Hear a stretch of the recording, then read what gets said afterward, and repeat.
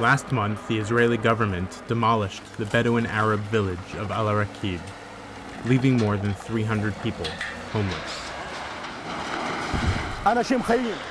People were living here, and now there's no life.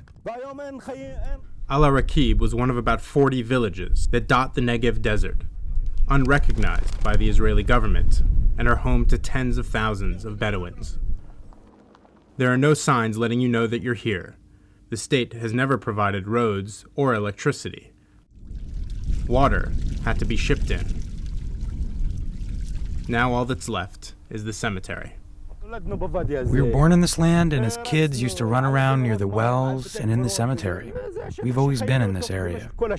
This is Abdullah Abu Madyam, a wealthy Bedouin entrepreneur, better known as Juma. These were houses with tiled floors, not tents. Juma is a member of the Al-Turi Bedouin tribe. Israeli citizens, they speak Hebrew, and some join the Israeli army. The Al-Turis call this territory their ancestral homeland, but the Israeli government claims that the state expropriated the area after the 1948 War of Independence. A 2005 Supreme Court decision declared the residents of Al-Rakib to be illegal squatters on state land.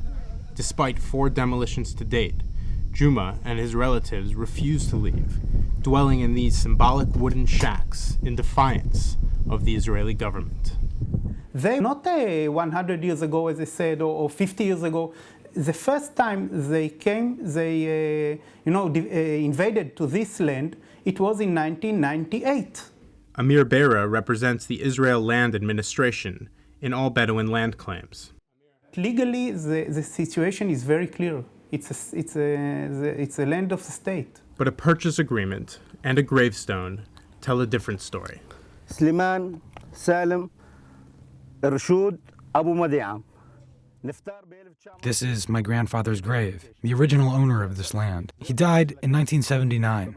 He bought this land during the British Mandate in 1929. On the eve of the 4th demolition of Al-Rakib, the cemetery transformed into a town hall.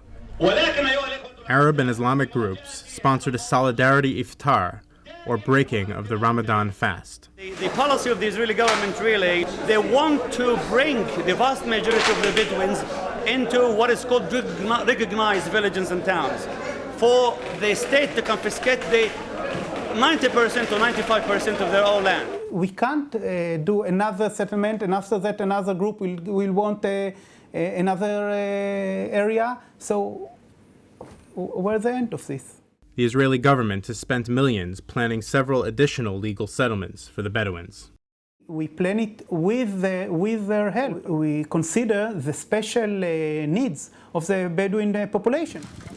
But this is little consolation to Juma, filmed at home by an activist the night before the demolition. He built his 2,000-square-foot home without any permits in the late 90s to oppose government plans to turn Al-Rakib into a forest.